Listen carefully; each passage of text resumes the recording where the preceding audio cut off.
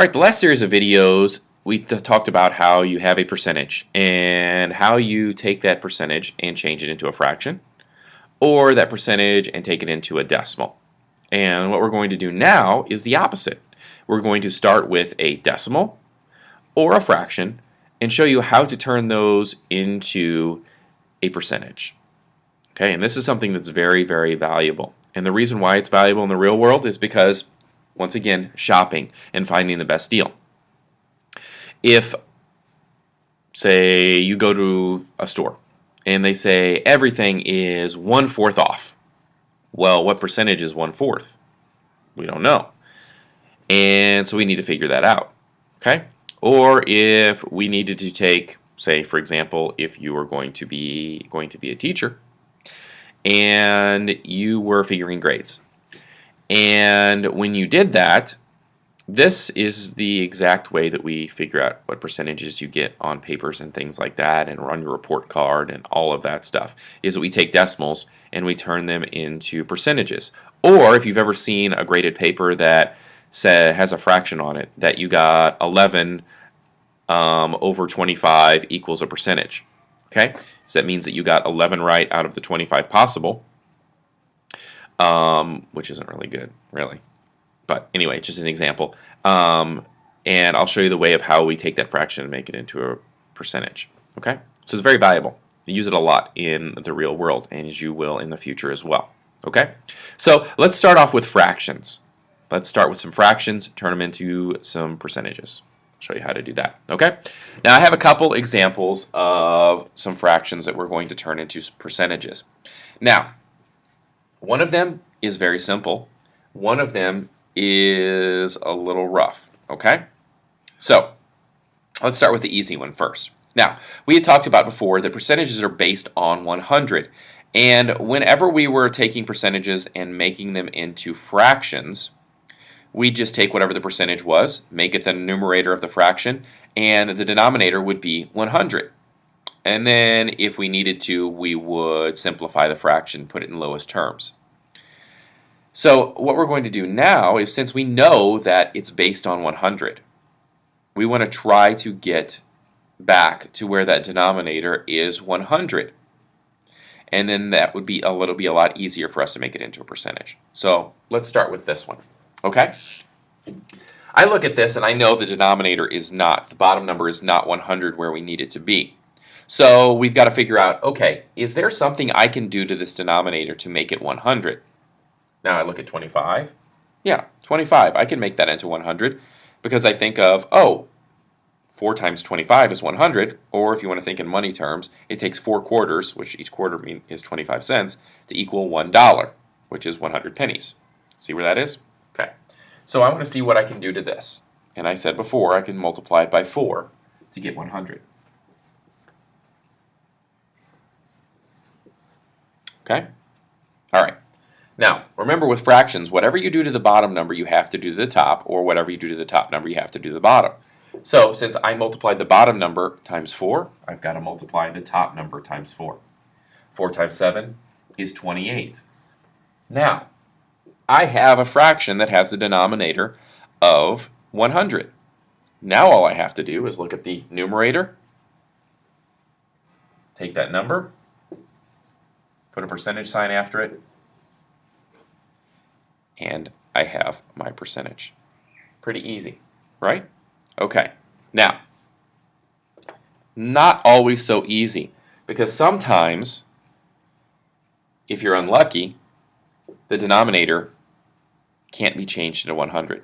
There's nothing you can multiply the denominator by to get 100. Here's an example. 30, there's nothing you can multiply times 30 to get 100 evenly. Okay? So, what we're going to have to do is another method. And what we'll have to do is basically make this into a decimal. Yeah, kind of rough, huh? Yeah.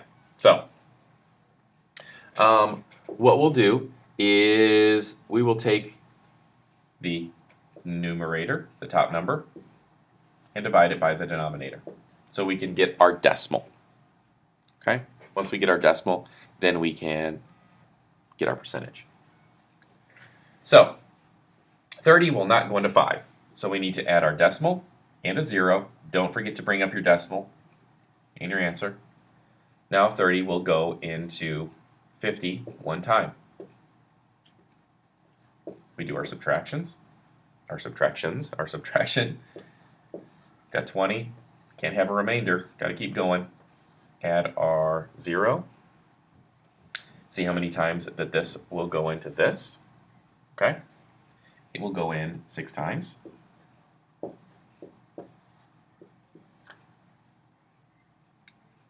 Gives us 20. Uh-oh, we're going to have a repeating decimal. Okay?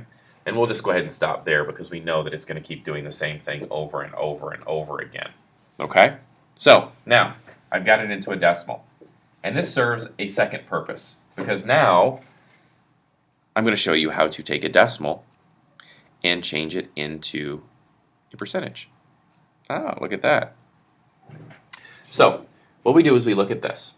And we need to take this and multiply it times 100. Okay? Because when we multiply it times 100, remember, percentages are based on 100. And whenever we were dealing with changing percentages to decimals, we divided by 100. So since we're doing the opposite of changing the percentage to decimal, and we're doing the opposite, we're going from decimal to percentage, and in that instance, we divided by 100, we're going to do the opposite and multiply times 100. Okay? Hopefully that makes sense. So we're going to do the opposite. We're going to multiply times 100. And what we do when we multiply times 100, we can work it out. But something that's easy is, since we're multiplying times 100, that all we have to do is move the decimal over 2 places. 1, 2. Okay. Now, we can work this out if you wanted to prove it to you.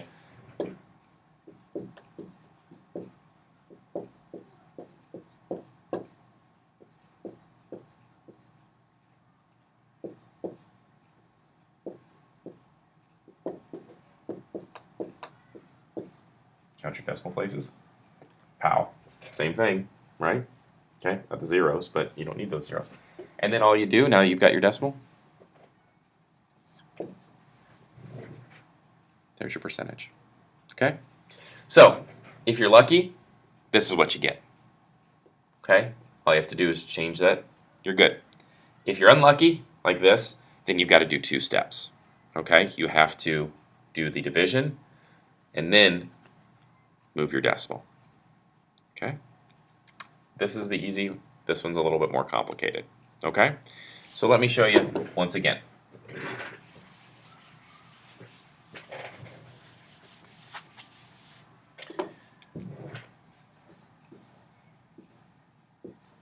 Okay, we got 3/20. I look at the denominator. Can I change that to 100? You bet your rear end I can. If I multiply 20 times 5, it's going to give me 100. Whatever I do to the bottom, I have to do to the top. 3 times 5 is 15. 15 over 100. Take the top number, put a percentage over it. 15%. Easy. Okay? All right. If it is one of those that cannot be changed into, then you've got to do a division problem to make it into a decimal. Then do the changing to a percentage. Okay, so let's see what this one is. So I take my numerator, my top number, put it inside the division problem. Then the denominator is what we divide by. 33 can't go into 5. We add a decimal, add a 0. It can go into 50.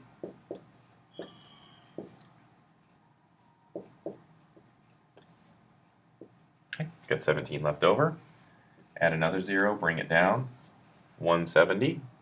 So let's see, what will that go into? 4 maybe? Let's try 5.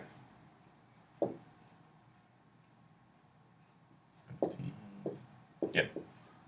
Okay. 5 left over, another 0.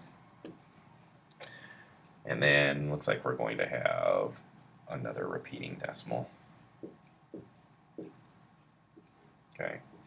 And we just keep going over and over. We're going to stop there. Okay. And usually you can stop at after about 3 on this. Okay. Then we take our decimal, times it by 100 because we're basing it on 100. And if we do that, we multiply those together. All we have to do anytime we're multiplying times 100, we move our decimal 2 places to the right. 1, 2. That gives us 15.1%. Because we moved it over to right there. Okay. All right. That's how you do changing a fraction into a percentage. Now, here's how we do it when we take a decimal and change it into a percentage. And basically, I showed you how to do it with that other fraction. It's just one less step, okay? You don't have to do any of the division part like we did with the fraction, okay? So let's say they give us 3/10, okay? Now, something that's kind of easy with this is that we're going to do the same thing. We're going to multiply it times 100. Okay? Because percentages are based on 100. And remember what I said, anytime that we're multiplying with a decimal times 100, we're moving the decimal 2 places to the right. Okay? So, then that gives me, if I move this through 2 places to the right, here's 1, here's 2. I have to add a 0 for it. The decimal's at the end. That gives me 30. Add my percentage sign. There you go. Pretty easy, right? Yeah, it's pretty simple. Okay? All right. Now, here's another easy trick. Let's say that you have this 33 hundredths as your decimal. Okay? If it is 33 hundredths, guess what? Okay? You can make it into a fraction. How do you say it? 33 hundredths.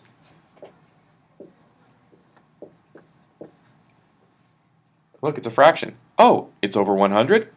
Oh, what's the top number? Oh, 33%, like I said earlier in the video. Okay?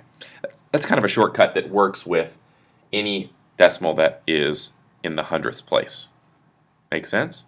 Kind of cool. And it'll work either way. If I move my decimal over 2 places, if I take my 33 hundredths and multiply it times 100 and move my decimal over 2 places, guess what? I'm still going to get 33%. Okay? Hopefully that helps.